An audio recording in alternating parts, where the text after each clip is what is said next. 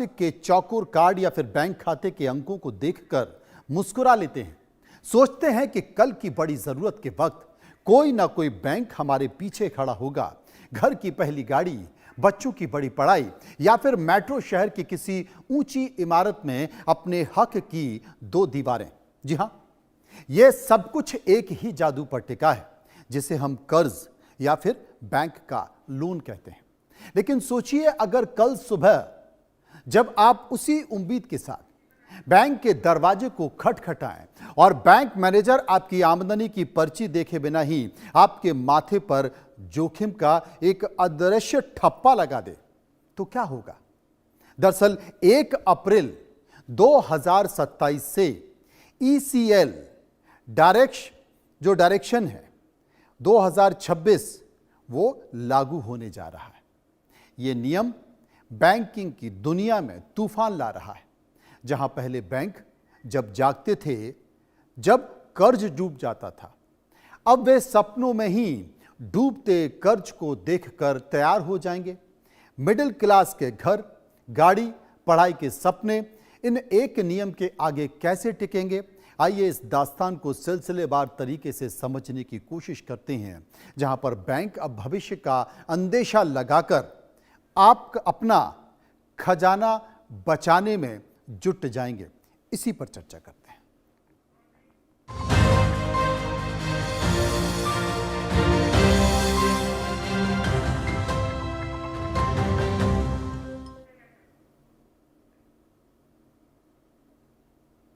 ECL यानी कि expected credit loss.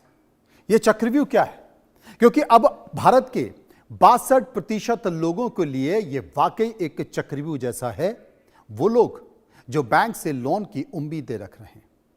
उदाहरण के तौर पर एक आम इंसान बैंक के पास जाता है तो वो सिर्फ कागज नहीं बल्कि अपनी जिंदगी की उम्मीदें लेकर पहुंचता है। पुराने वक्त में एक नियम था कि जब तक कोई इंसान बीमार ना पड़ जाए उसे अस्पताल का बिस्तर नहीं दिया जाता था। बैंकिंग की भाषा में इसे इंकर्ड लॉस मॉडल कहते हैं, यानी कि जब तक कोई अपनी किश्तें चुकाना पूरी तरह से बंद ना कर दे, जब तक कोई पूरी तरह से अपनी किश्तें चुकाना बंद ना कर दे और बैंक का पैसा पूरी तरह से डूब ना जाए, तब तक उसे NPA यानी कि डूबा हुआ कर्ज नहीं माना जाता था। नुकसान होने के बाद बैंक अपने बही खाते की मरम्मत करते थे। लेकिन अब रिजर्व बैंक ने इस ढर्रे को पूरी तरह से पलट दिया है, जो आम आदमी के लिए बड़ा परेशानी का सबब बनने जा रहा है। अब नियम यह है कि मरीज के अस्पताल पहुंचने से पहले ही उसकी बीमारी का अंदाजा बैंकों को लगाना होगा और इलाज का खर्च अलग से रख लो। इसे तकनीकी दुनिया में एक्सपेक्टेड क्रेडिट लॉस कहा जाता है, यानी कि ECL नियम कहा जाता है, जो RBI लेकर आ रही है। बैंक अब लोन बांटते ही पहले ही दिन आपकी जेब से एक बड़ा फंड सिर्फ इसलिए अलग रख लेगा क्योंकि उन्हें शक होगा कि आप शायद भविष्य में डिफॉल्टर हो सकते हैं। अब सोचिए कि जिस ग्राहक के लिए बैंक को अपनी जमा पूंजी पहले से ही ब्लॉक करनी पड़े, क्या बैंक उसे मुस्कुराकर लोन देगा? यह मिडिल क्लास के लिए एक बड़ी चुनौती से कम नहीं है। यह देश के 62% लोगों के लिए एक बड़ी चुनौती होने जा रही है, जिनका जो क्रेडिट स्कोर है वो 750 से नीचे है। RBI का नया हिसाब मैं आपको समझा दूं। मैं क्यों इस बात का जिक्र कर रहा हूं? क्योंकि 1 अप्रैल 2027 से RBI एक नियम लेकर आ रहा है। वो समझ लीजिए, आज का मध्यम वर्गीय परिवार अपनी पुरानी पीढ़ियों की तरह गुल्लक में पैसे जोड़कर नहीं जीता है। आज की जीवन शैली सेविंग्स यानी कि बचत पर नहीं बल्कि क्रेडिट यानी कि साख पर टिकी है। हाथ का स्मार्टफोन हो, घर का टेलीविजन हो या फिर ऑफिस जाने वाली कार हो, सब कुछ 16 अंकों के क्रेडिट कार्ड या फिर महीने की तय तारीख को कटने वाली EMI के सहारे चल रहा है। हम अपनी वर्तमान आमदनी का आनंद जरूर ले रहे हैं, लेकिन वो आनंद हमारी भविष्य की मेहनत की कमाई को गिरवी रखकर आता है। आरबीआई का नया नियम इसी भविष्य की कमाई पर एक बड़ा सवालिया निशान खड़ा करने जा रहा है। आरबीआई ने उन्हें एक नया चश्मा दे दिया है और वो चश्मा है एक्सपेक्टेड क्रेडिट लॉस का, यानी कि ईसीएल का, जो 1 अप्रैल 2027 से बैंक लोन देते समय ही अनुमान लगाएंगे कि कितना पैसा डूब सकता है। एक श्रीमान जी बैंक पहुंचेंगे, वो लोन लेना चाहेंगे और लोन लेने के लिए तमाम खाना पूर्ति, कागजात की पूर्ति करेंगे, लेकिन बैंक को यह तय करना है कि जो भाई साहब आए हैं, ये भाई साहब लोन भर सकते हैं, नहीं भर सकते हैं, ईएमआई इनकी रुक तो नहीं जाएगी। तो ये बैंक को पहले ही अनुमान लगाना है और उसी अनुमान के तहत एक पैसे का बड़ा फंड अलग से रख देना है।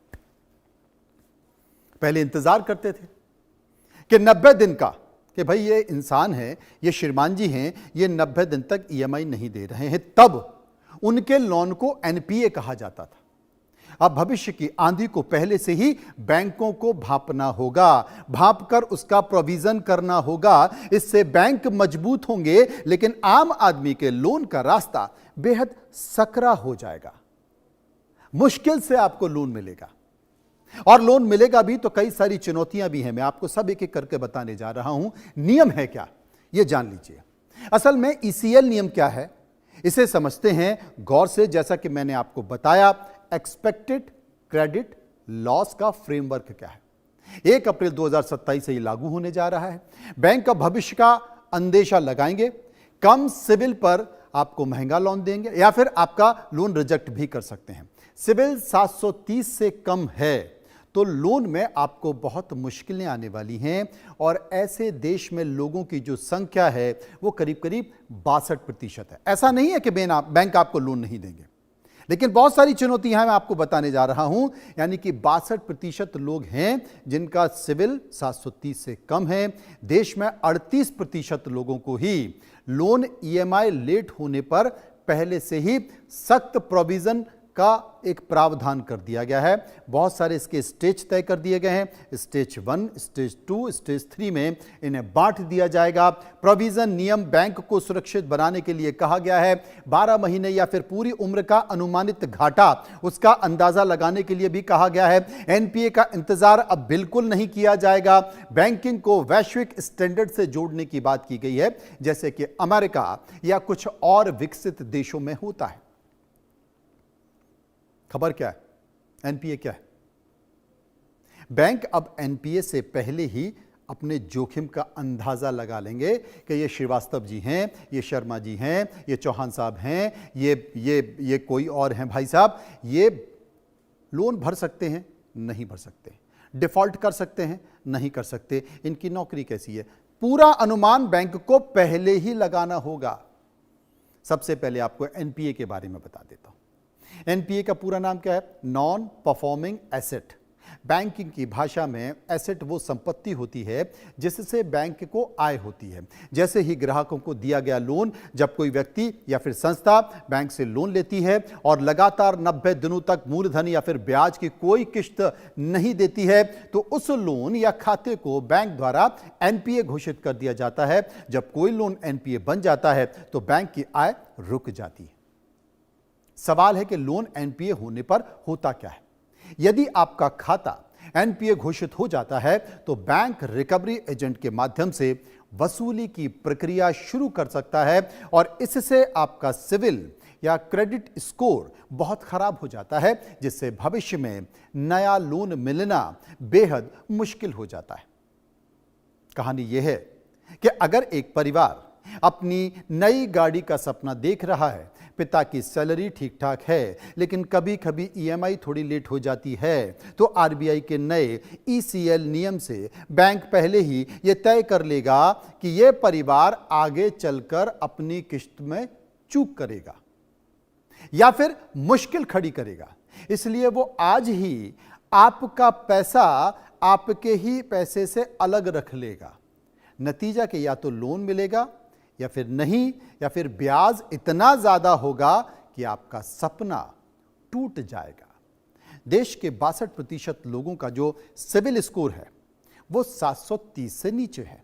उनके लिए बैंक का दरवाजा अब बेहद सकरा या फिर सुकड़ने जा रहा है। ये कहानी सिर्फ एक परिवार की नहीं है, पूरे मिडिल क्लास की है। वो मेहनत से सपने को बुनता है, लेकिन नियमों का जाल उसे घेर लेता है और अब ये नियमों का जाल और बड़ा होने जा रहा है। 62% आबादी की बात कर रहा हूं। 62% आबादी जो है देश की, उस पर आर्थिक पाबंदी कैसे आने वाली है, यह मैं आपको बता देता हूं। लोन को लेकर यह कोई सामान्य नियम नहीं, बल्कि देश की आधी से ज्यादा आबादी के लिए एक तरह से अघोषित आर्थिक पाबंदी है। जब हम कहते हैं कि 62% भारतीयों का सिविल स्कोर 730 से नीचे है, तो इसका सीधा मतलब यह है, या मैं आपको समझा दूं कि 1 अप्रैल 2027 के बाद से देश के 60% से अधिक लोग बैंक की नजरों में सीधे अछूत हो सकते हैं या फिर हाई रिस्क पर आ सकते हैं, यानी कि बेहद खतरनाक जोन में आ सकते हैं, या खतरनाक जोन में बैंक उनको डाल देगा। अगर आप इस 62% में आते हैं तो नए नियम के तहत बैंक आपके लोन की फाइल को छूने से कतराएंगे, आपको लोन देने से बचेंगे। यह मध्यम वर्ग के आर्थिक वजूद पर अब तक का सबसे खामोश और बड़ा हमला है, क्योंकि नए शहरों में जितनी भी आबादी आ रही है, जितने भी युवा आ रहे हैं, जो अलग अलग कंपनियों में काम कर रहे हैं, उनके अपने सपने हैं। वो अपनी नौकरी के साथ साथ परिवार का गठन करते हैं और अपने सपने बुनते हैं, और उनके ज़्यादातर सपनों में जो सुविधाएं होती हैं वो बैंक के भरोसे होते हैं। चाहे वो घर की नई गाड़ी हो, या फिर बाइक हो, या फिर उस घर के अंदर रहने वाला सामान हो, या फिर एक छोटा सा फ्लैट हो, छोटा सा घर हो, सब कुछ बैंक के भरोसे चलता है। लेकिन बैंक का भी ये रास्ता बेहद सकरा होने जा रहा है। तो अब उस युवा या शहरों में पहुंचे उस व्यक्ति के सपनों में मुश्किल का जो काउंटडाउन है, उसको मैं समझा देता हूं। असल में बैंक के दरवाजे पर खड़े 2 लोगों की कहानी से डर को करीब से महसूस कीजिए। मान लीजिए कि मिस्टर ए का सिविल 790 है, वे सुरक्षित हैं, लेकिन असली खौफ मिस्टर बी के चेहरे पर आता है, जिनका सिविल स्कोर 680 है। पिछले यानी कि अतीत में सिर्फ 2 या 4 दिन की देरी से उनकी ईएमआई किश्त भरी गई। अब वो जो 2-4 दिन की लेट ईएमआई किश्त उन्होंने जमा की थी, वही किश्त उनके गले का फंदा बन जाएगी। नए ईसीएल नियम के तहत बैंक जैसे ही मिस्टर बी को लोन देने की सोचेगा, बैंक को अपनी तिजोरी से एक बड़ा हिस्सा, बड़ी रकम रिजर्व फंड के तौर पर रखनी होगी, वो लॉक करनी होगी। मिस्टर बी का लोन, जो लोन बैंक है, वो लोन बैंक एक आर्थिक बोझ बन चुका होगा बैंक के लिए, और बैंक इस बोझ को कभी हंसकर तो स्वीकारेगा नहीं। आप सोचिए, बैंक बहुत आसानी से आपको इतना रिस्क तो नहीं लेगा कि भाई मैं इसको ये लोन दे रहा हूं और इस लोन के एवज में कभी ये नुकसान हो सकता है, तो इतना पैसा मैं अलग से रख लूंगा। भाई इससे अगर इस तरह से अगर बैंक बहुत लंबे या ज़्यादा ब्याज दे रही है, तो ज़्यादा पैसा रिजर्व के तौर पर रखना पड़ेगा, उसकी सूचना आरबीआई को देना पड़ेगी। तो जो बैंक का बिजनेस है, इससे वो भी तो बाधित होगा। बैंक जो कमाई करता है, उससे उसकी कमाई भी तो प्रभावित होगी। तो बैंक क्या करेगा? इस तरह की बाधा से बचने की कोशिश करेगा, अपनी कमाई जो उसकी उलझन हो रही है, जो रुक रही है, उससे बचेगा, आपको लोन देगा ही नहीं। लेकिन महंगे कर्ज का जो जानलेवा फंदा है, उसको समझ लीजिए। अब मैं आपको एक और उदाहरण देता हूं, इस उदाहरण से समझिए। उसमें आप ये जान सकते हैं कि मिस्टर ए यानी कि 730 से सिविल ऊपर, मिस्टर ए की हालत ठीक है, लेकिन मिस्टर बी ईएमआई चुकाने में गड़बड़ कर देते हैं। इससे जब बैंक मिस्टर बी जैसे हाई रिस्क ग्राहकों को लोन देते हैं, तो मजबूरी का जो फंदा है वो फंस जाएगा, वो उनका खून चूसने में कोई कसर नहीं छोड़ेगा। कम सिविल स्कोर वाले 62% लोगों को डराने के लिए बैंक के पास जो तीसरा रास्ता है, वो है दंडात्मक ब्याज का, इंटरेस्ट का। बैंक आपसे आम लोगों के मुकाबले दुगना या फिर तिगना ब्याज वसूलेगा। यानी कि अगर एक साफ सुथरे रिकॉर्ड वाले लोन 8% पर मिल रहे हैं, तो आपको वही लोन 12 या फिर 14% पर मिलेगा, जैसा कि इस देश में कई प्राइवेट बैंक करते हैं। यह बढ़ा हुआ ब्याज आपकी जिंदगी की कमाई को ईएमआई के दलदल में धकेल देगा। खराब सिविल की सजा अब सिर्फ लोन रिजेक्शन नहीं है, बल्कि कर्ज का वो जानलेवा फंदा है जो आपकी आने वाली पीढ़ियों को भी कंगाल बना सकता है। इसलिए बैंकिंग सिस्टम में मिस्टर बी के लिए अब रास्ते बेहद कठिन होने जा रहे हैं। कर्ज का ऐसा दलदल जो कि इनकी पीढ़ियों को भी परेशान कर सकता है, यह रास्ता अब और कड़ा होने जा रहा है, मुश्किल होने जा रहा है और बड़ा पथरीला होने जा रहा है। अब असल में जो फाइनेंशियल जो वित्तीय चरित्र है, उस वित्तीय चरित्र के डिजिटल वारंट को समझिए। अगर आप ये सोचते हैं कि सिविल स्कोर के अंकों को किसी तरह जोड़ तोड़कर आप सुधार भी लेंगे और बच जाएंगे, तो आप बहुत बड़े भ्रम में हैं, भूल में हैं, गलतफहमी में।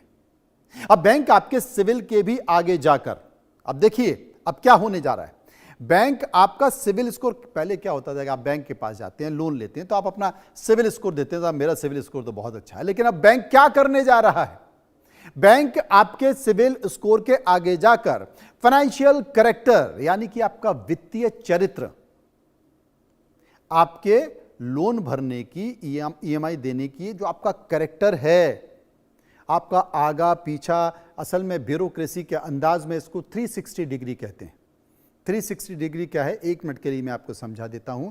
किसी भी आईएएस अधिकारी की जब केंद्र सरकार में पोस्टिंग होती है, राज्य के आईएएस अधिकारी, आईपीएस अधिकारी, आईएफएस अधिकारी है, कर्मचारी हैं, जब वो केंद्र के डेपुटेशन सिस्टम में आते हैं तो फिर वो 360 डिग्री का सत्यापन करते हैं। यानी कि वो आपके ड्राइवर से भी पूछ सकते हैं ये साहब कैसे हैं, आपके पड़ोस में रहने वाले साहब से भी पूछ सकते हैं कि ये साहब कैसे हैं, आपके रिश्तेदारों से भी पता कर सकते हैं, आपकी जासूसी कराते हैं, आपके किराना वाले से भी पूछ सकते हैं, आपके घर में जो बाई आती है झाड़ू पोंछा करने के लिए, उनसे भी पूछ सकते हैं, आपके बैचमेट से भी पूछ सकते हैं, आपके पड़ोसियों से भी पूछ करते हो, जहां आपकी पहले पोस्टिंग रही है वहां के कर्मचारियों से भी पूछ सकते हैं। यानी कि ये 360 डिग्री सत्यापन होता है।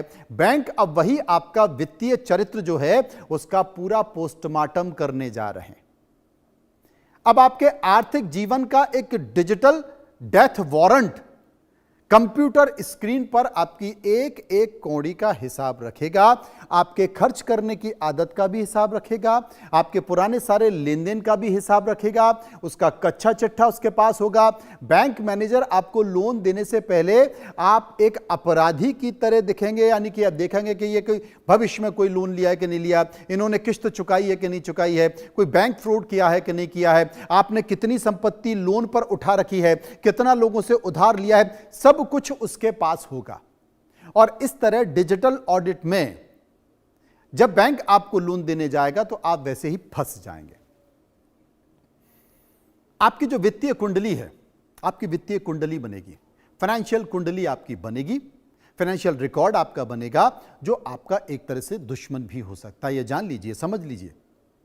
असल जांच इस बात की होगी कि आपकी कमाई का जरिया, आप जितना कमा रहे हैं वो कितना सुरक्षित है और आपकी पुरानी आदतें कैसी रही हैं।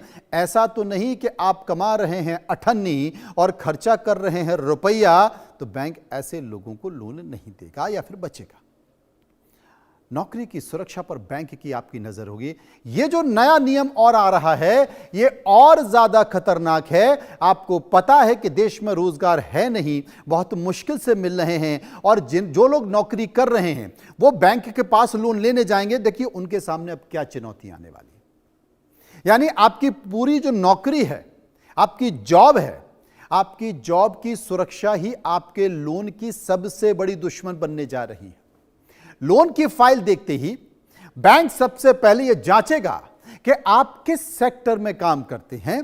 अगर आप किसी ऐसे आईटी, मीडिया, रिटेल सेक्टर में काम कर रहे हैं जहां पर मंदी का साया है, जिसे आर्टिफिशियल इंटेलिजेंस यानी कि एआई की तकनीक तेजी से निगल रही है, तो आप यह समझ लीजिए कि आपकी फाइल सीधे कूड़ेदान में डाल दी जाएगी। आपकी आज की 1.5 या 2 लाख रुपए की सैलरी भी बैंक के लिए रद्दी के कागज के बराबर होगी। बैंक आपके भविष्य के रोजगार संकट और छटनी के डर को पहले से ही भांप चुका होगा और आपकी फाइल पर लाल स्याही फेर देगा।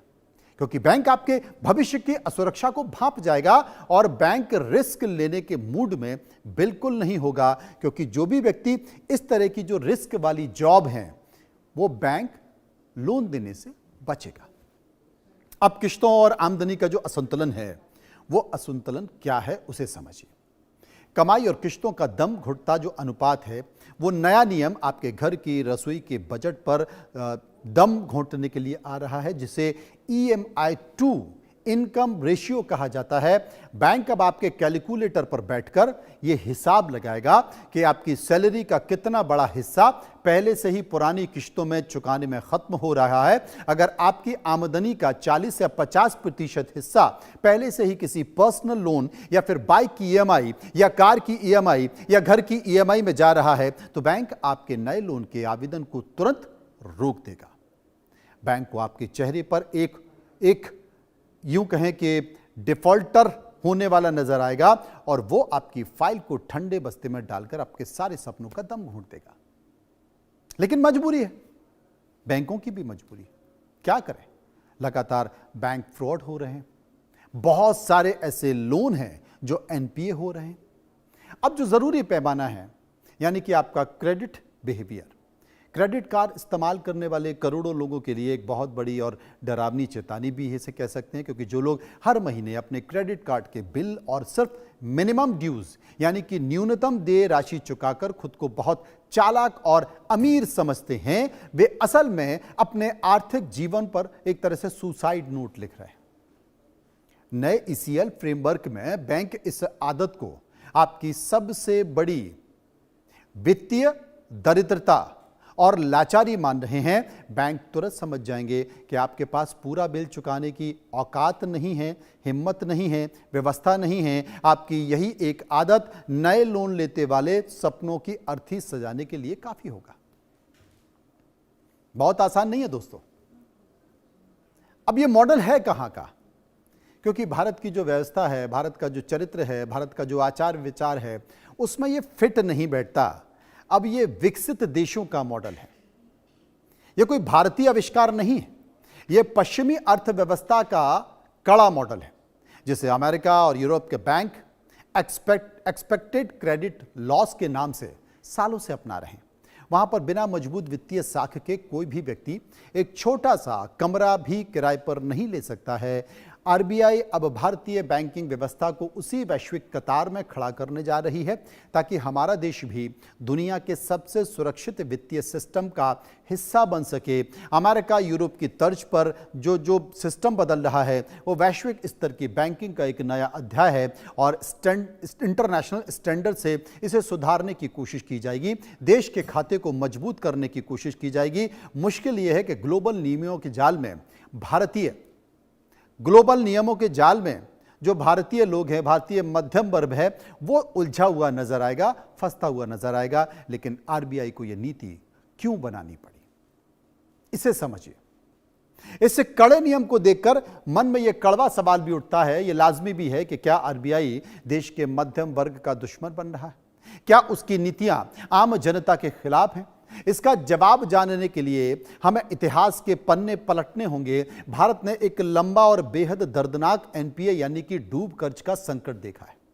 जब बैंकों का पैसा डूबता है तो देश की रीढ़ टूटती है और RBI इसी रीढ़ को मजबूत बनाने की कोशिश कर रहा है, मजबूत बनाए रखना चाहता है। कड़े फैसलों के पीछे की असली मजबूरी बैंकिंग की रीढ़ को टूटने से बचाने की कोशिश है, व्यवस्था को सुरक्षित रखने का बड़ा अभियान है, जन विरोधी नीति या फिर भविष्य की सुरक्षा का कवच भी है।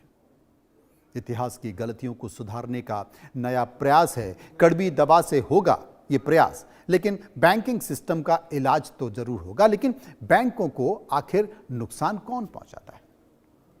बड़े डकैत, बैंकों को लूटने वाले जो उद्योगपति हैं, वो देश के वित्तीय इतिहास का काला पन्ना आज भी हर हिंदुस्तानी के जहन में एक सुलगते घाव की तरह जिंदा है, जिसे कोई चाहकर भी भूल नहीं सकता है। हम सब ने अपनी खुली आंखों से देखा है कि कैसे विजय माल्या नीरव मोदी, मेहुल चौकसे जैसे कॉरपोरेट घराने और रईस नाम बैंकों के हजारों लाखों करोड़ रुपए डकार गए, रातों रात कानून की धज्जियां उड़ाते हुए देश से रफू चक्कर हो गए। लेकिन इस महापाप, इस खुली डकैती की असली कीमत किसने चुकाई? इसकी पूरी मार किस पर पड़ी? देश के उन ईमानदार, सीधे साधे, मध्यम वर्गीय टैक्स पेयर पर, जो अपनी मेहनत की गाड़ी कमाई का एक एक पैसा ईमानदारी से टैक्स के तौर पर सरकार की झोली में डालता है।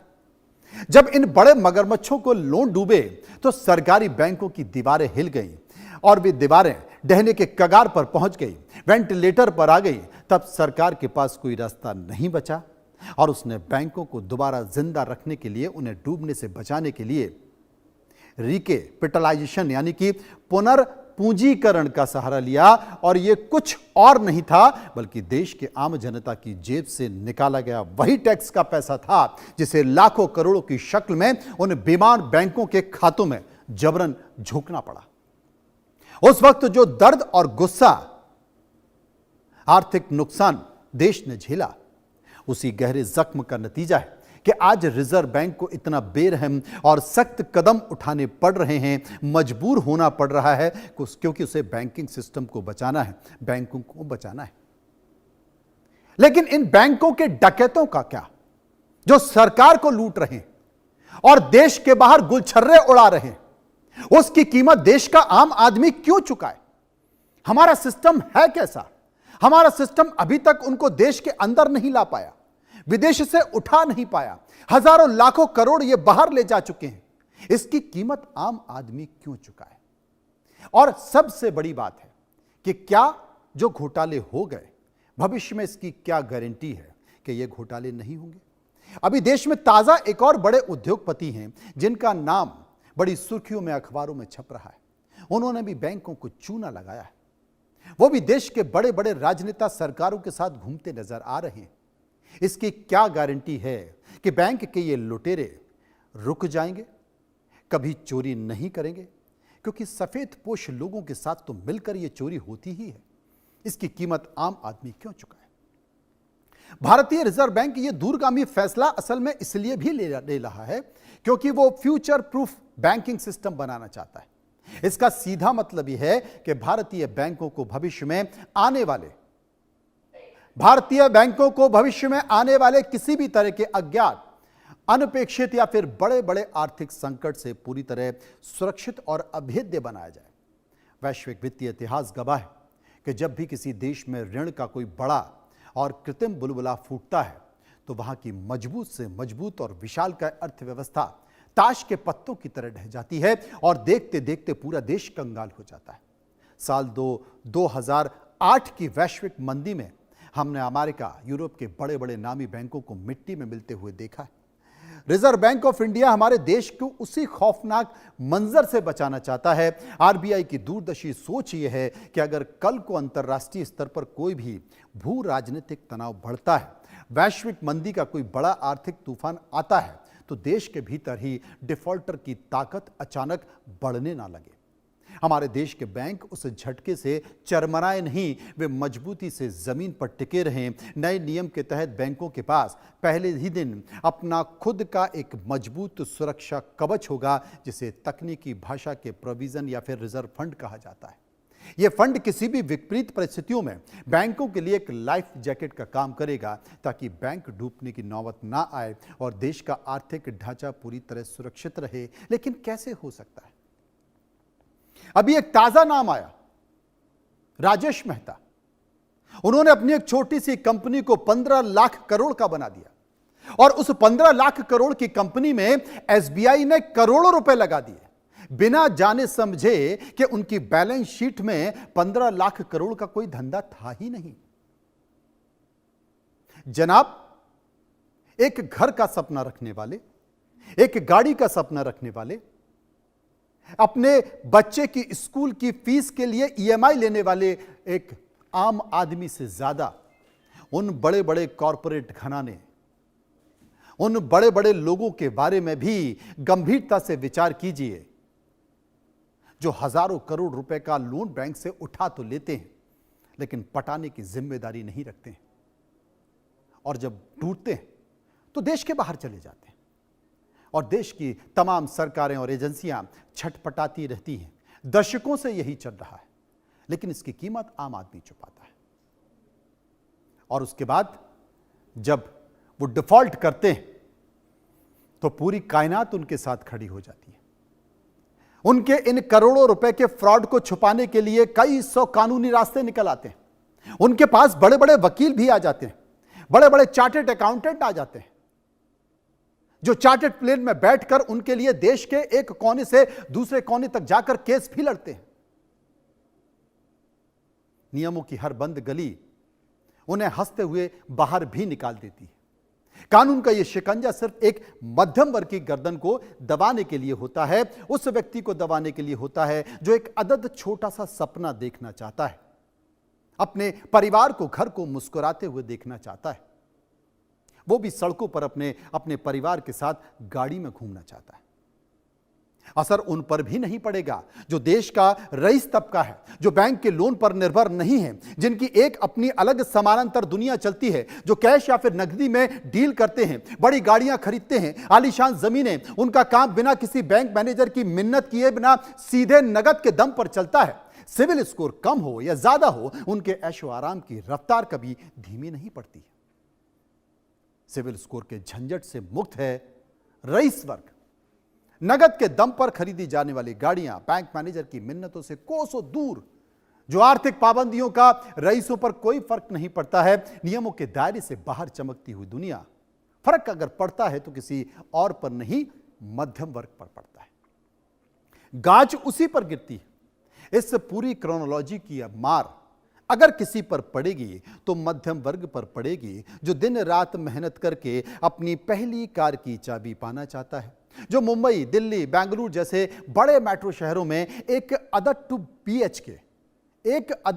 2 BHK फ्लैट की अपनी पूरी जिंदगी की कमाई अपने 25 और 30 साल की किश्तों के रूप में बैंक के पास गिरवी रख देता है। 30 साल की किश्तों में कैद सारे सपने, सुबह का अलार्म, होम लोन का डर, मध्यम वर्ग के आशियाने पर नियमों का प्रहार और पूरी जिंदगी की कमाई बैंक के पास बंधक रखता है। सपनों की ऊंची कीमतें चुकाएगा आम आदमी। और सबसे बड़ी बात है कि बैंक ये भी देखेगा कि बेटा, तुम जिस जगह नौकरी करते हो, तुम्हारी नौकरी वहां है किस दिन की, कितने दिन की है। कहीं वहां मंदी की मार तो नहीं पड़ने वाली, कहीं वहां छटनी का डर तो नहीं है। यह भी उस फाइल में दर्ज होगा। यह मार उस पिता पर पड़ेगी जो अपने बच्चे की उच्च शिक्षा, उसे एक अच्छे कॉलेज के पढ़ाने के लिए एजुकेशन लोन की खातिर बैंकों के चक्कर काटेगा। अगर अतीत में किसी छोटी सी वजह से उसका सिविल स्कोर 730 के नीचे रह गया है, तो नया नियम उसके बच्चे के भविष्य के आड़े आ जाएगा। बैंक उसे लोन देने से मना कर देगा और ब्याज इतना बढ़ा देगा या फिर कि पढ़ाई का खर्च उठाना मध्यम वर्ग के बूते से बाहर हो जाएगा। पिता के सिविल स्कोर से बच्चे का भविष्य तय होगा। भविष्य इस बात से भी तय होगा, जहां आप नौकरी कर रहे हैं वहां की नौकरी आपकी सुरक्षित है या नहीं। भविष्य इस बात से भी तय होगा कि आप आगे जाके क्या ये लोन चुका सकते हैं, EMI भर सकते हैं। ये तमाम सारी चीजें होंगी और यही वो चीजें होंगी जो आपके एक अदद लोन के लिए परेशानी की बात करेंगी। लेकिन मेरा फिर यहां पर यही कहना है कि ऐसा नहीं है कि आपको लोन नहीं मिलेगा, लेकिन देश के 62% लोग जिनका सिविल 730 से नीचे है, उन्हें एक बहुत पतली और सकरी गली से गुजरना होगा अगर लोन लेना है। जाते जाते मैं सिर्फ इतना कहना चाहता हूं कि कर्ज सिर्फ जेब से नहीं लिया जाता, भरोसे से लिया जाता है। पैसा लौटाने में एक भी छोटी सी चूक भविष्य के कई सारे दरवाजे अब बंद कर सकती है। बैंक खाते में जमा रकम देखते ही लेकिन समय पर चुकाई गई किश्त चरित्र का बैलेंस बताती है। आज अजीब दौर है, घर में कुछ बच्चे